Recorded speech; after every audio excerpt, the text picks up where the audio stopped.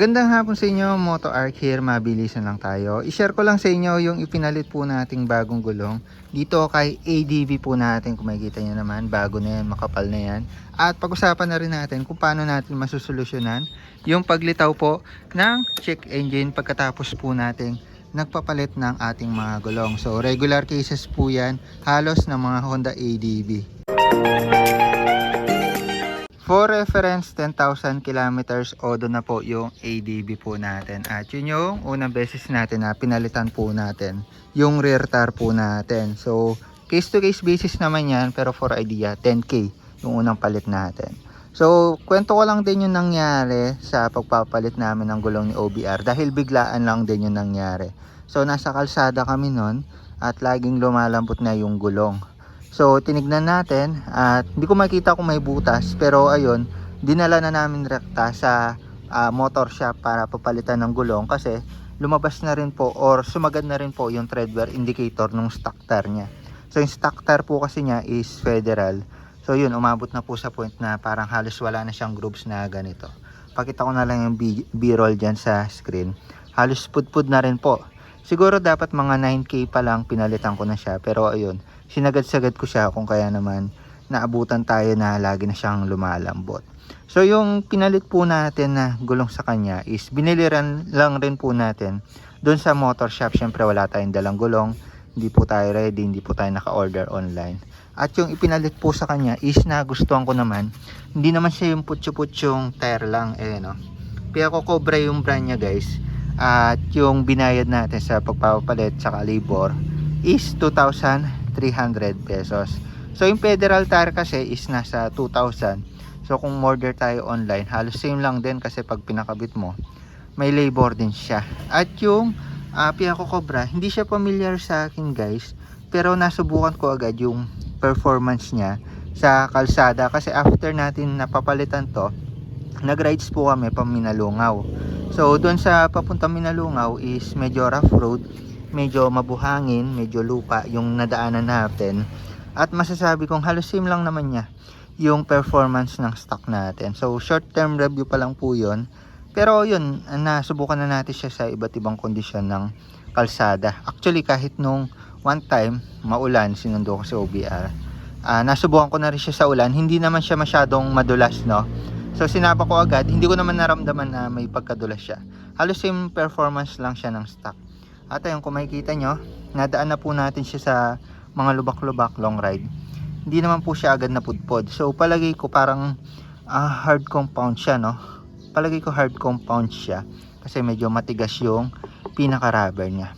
So nung nagpapalit tayo ng gulong na to, guys, kwento ko na lang din, may nakasabay tayo na ADV rin. Same na unit natin, no? So syempre dahil same kami ng motor, nagpagkwentuhan ako sa kanya at magpapapalit din siya ng gulong. So yung ipapapalit niya na gulong naman, may dala na siya na speed power na tire. So yung napansin ko doon sa speed power na tire compared dito sa Piaco Cobra, at binanggit din naman niya sa akin yon, medyo manipis daw yung speed power na tire, which is yun yung usual na pinapalagay ng iba. Pero sa kapal niya, hindi siya masyadong makapal compared dito. Kasi nakita ko yung thickness niya nung pinasok ko yung kamay ko. Medyo manipis yung part na to. And dito makapal siya, syempre may mga nakaumbok siya. Ganito rin kasi yung design nun, pero manipis yung part na to. Ito naman, nung kinapa ko siya, medyo makapal-kapal naman itong part na to.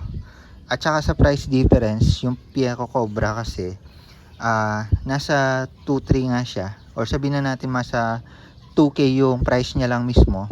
Pero yung speed power kasi nasa 1.3 niya lang nabili. At kung titingnan nyo rin online, nasa mga ganong range lang siya. Kung kaya naman medyo budget meal lang yung race power. So yun, para magka-idea na lang din kayo. Kasi first time ko lang din magpapakabit. Pero sa race power, medyo negats tayo doon. Kasi sobrang budget meal niya. At saka kung sa ADB nyo siya ilalagay, medyo negats kayo kasi pang dual sports mode yung motor nyo. At kung idadaan nyo siya sa lubak, medyo maalangan kayo. Pero ito, di naman sa pinopromote ko to, nasubukan ko lang kasi medyo ano niya siya, medyo high end na po itong Piaco Cobra. Based lang sa experience ko, medyo makapal, yun lang. medyo makapal yun pala. Hindi ko masasabing high-end or super quality pa kasi sa long term na natin mare-review yan. Pero based sa initial natin or sa short term review, medyo makapal siya compared nga dun sa mga budget meal. Tapos maganda rin yung performance niya, no? Tapos yung size nito guys is same dun sa stock size na pinalagay natin. Size nito is 130/70 by 13. Same sa stock size niya na Federal tires. Same lang siya doon. Pero tinatry ko na ipa 140, baka daw hindi na pumasok. So palagay ko sa ADB ito na yung pinakasagad. Pwede nyo sigurong liitan pero hindi nyo na pwedeng palakihan. Pero for better grip tsaka best na size talaga, and same sa stock, 130/70 by 13. Ayun lang naman, short term review. Okay siya, hindi ko naman siya pinagsisihan kahit binili ko siya sa shop.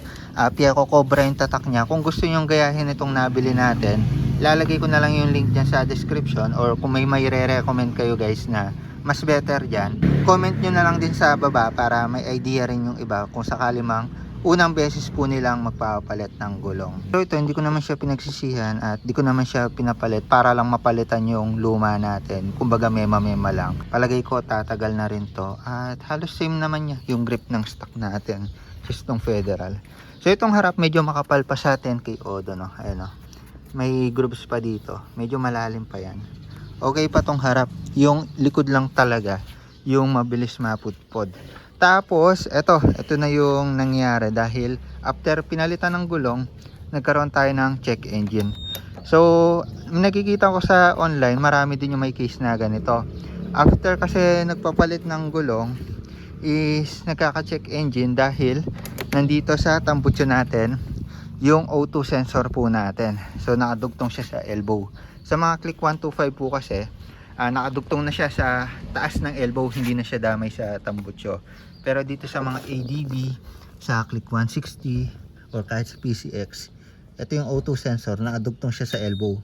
So kapag tinatanggal po ng mga mekaniko to or even kayo, minsan nahihila po itong parang wire na to. Minsan nahuhugot, minsan natatanggal, minsan nahihilat na puputol. So yun, kaya naman nangyayari, natatanggal po siya sa pinaka sensor, no? Tulad yan, worst case scenario maputol, pero kung nahugot, may babalik pa po natin yan. So yan yung rason kung bakit nagkakaroon ng check engine. Even kahit mahugot lang yan, pwedeng mag-cause ng check engine. Kung magdi-DIY man kayo or tatanggalin ng mekaniko nyo yan, make sure nyo na patanggal nyo muna ito part na to or yung pinaka-socket nya na lang sa taas. Kasi sa taas, pipindutin nyo lang or i-unlock nyo lang para matanggal. Pero ito, natanggal yung wire dun sa socket. So ang gagawin natin, babalik lang natin to. Tapos, reset po tayo ng ECU. Then, okay na po yung check engine ng motor po natin. So ito lang naman yung naging dahilan ng fault code niya kasi lumitaw yung check engine nung nagpapalit tayo ng gulong. Actually, medyo hirap lang din akong videoan kasi tago yung pinaka dugtungan nito, itong pinakasagan niya. Pero makikita natin, ayun, nandun lang siya guys. So kakamay nyo lang. At kahit hindi nyo natanggalin itong fairings na to, medyo matrabaho kasi yan guys.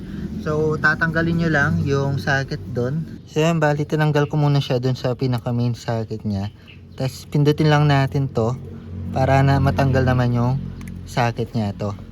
Ayan. So kapag natanggal na natin yan, may susuksok natin siya ng maayos dito sa suksukan niya. Take note sa pagsuksok dito guys, huwag kayo magkakamali. Itong may part na nakaumbok na yan, no? Yung may kutil ng konti. Ayan, yan yung ihaharap nyo. Tapos itong nasa likod kasi wala siyang kutil, diba? Flat lang siya. Itong may part na kuntil ng konti, susuksok nyo siya pag ganitong anggulo. Ayan, pag nagkamali kasi kayo dyan, lilitaw lang ulit yung check engine. So isuksok nyo lang siya.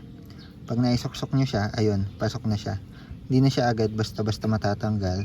Di bali na lang kung may hila ulit, ayan, pag pinilit ko siya, matatanggal ulit siya. So ganun siya natatanggal sa motor natin. So yun, pasok nyo lang ulit. Take note yung kuntil, shoot nyo siya dito sa may smooth curve na part, hindi siya nakaganyan. Dapat nakaganyan. Try nga natin kung lulusot siya dito. Ayan, hindi siya lulusot kapag baligtad. Ayan, para lang alam nyo yung orientation, baka kasi kaproblema ulit kayo. So swak nyo lang, tapos make sure nyo na nakalubog siya. At ayun, pasok nyo lang ulit siya. So nung tinanggal ko naman siya doon sa may bracket, yung isang socket yung dun ako may pinindot para matanggal siya dun sa bakal. So kakapain nyo lang. Pagkatanggal ko sa kanya dito sa part na to, dito sa may, imagine niyo may sakit dito, may pipindutin ako dito sa taas para matanggal siya dun sa bracket na bakal. So kapag babalik ko naman to, saswa ko na lang siya dito sa kabilang bracket, tapos susuksok ko na siya dun sa bakal. So yung susuksok niya sa bakal is itong part na to. Sana nakikita nyo, medyo masikip kasi. Ayan, may suksukan siya na flat na bakal. Ito yung susuksok nyo. Ayan yung gumagalaw kong daliri. Yun. So pasok ko lang siya. Sa pagpasok ay malilito dyan. Ayan, swak nyo lang siya. Ayan, pagdugtungin nyo lang, make sure nyo na tutunog yan. Yun, tumunog, diba? Tapos lagay na lang natin sa bakal. So yun, ay suksok na natin siya sa bakal. Bali yung ginawa ko kong diskarte dito, tinagilid ko talaga yung motor para mahugot po natin kasi sobrang hirap kapag nakatayo yung motor, lalo na yung fairings nakalagay. Kapag okay na tayo sa O2 sensor, reset naman natin ECU para mawala yung check engine dito sa ating mga panel. So take note, meron niyang check engine. So patayin lang muna natin, tapos punta tayo dito sa may battery, sa may compartment. So yan yung compartment natin. Buksan natin tong part na to kasi nandito yung ating baterya, also yung DLC natin or yung reseta ng ECU. So hanapin nyo lang to. Ito siya. Ayan, ito yung tsura niya, nasa ilalim siya. Open lang natin siya. Pindutin lang natin tong part na to. Tapos silain natin siya. So ito yung pinindot ko, tapos tanggalin natin takip. So dito sa part na to, meron tayong maraming butas. Lumipat lang ako sa kabila para makita ninyo. So dito meron tayong mga wirings po dyan. Tignan nyo yung brown at saka green. Ayan, dito may brown tayo, nasa ibabaw naman, tsaka yung green, ayun, nasa ibabaw. So susuksukan nyo yung brown at green na yan gamit yung paper clip, alambre, wire, or anything na makapagsuksok sa kanya para ma-reset po natin siya. So yan, pumunta na ako dito sa kabila para makita ninyo na maigi. So yung brown and green na yan, nandito lang naman yan sa taas. So magkasunod yan. So suksok nyo siya dito sa part na to. And dito ko siya susuksok sa may part ng pula, yung butas na slot dyan. Ayan, tapos gamit lang yung paper clip or wire, basta yung kakasya dyan para ma-short circuit siya. So yung indikasyon na okay na yung ma-short na natin siya is kapag nagbi-blink na po yung ating mga check engine dito sa panel. So open natin siya. Open natin.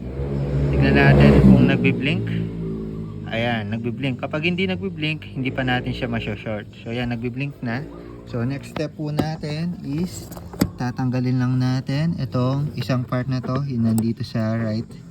Tapos babalik lang natin ulit. Sandali lang, focus natin. Tatanggalin lang natin.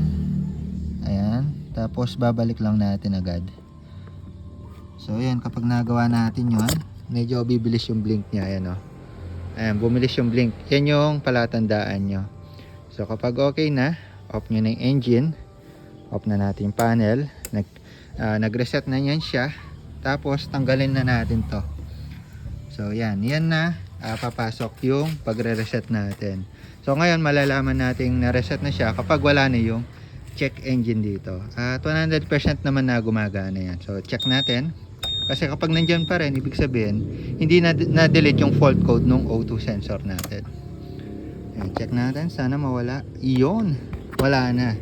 So ganun lang kadali mag-reset kapag nagka-fault code error, lalo na kapag nahila po yung inyong mga O2 sensor, yung wire po niya.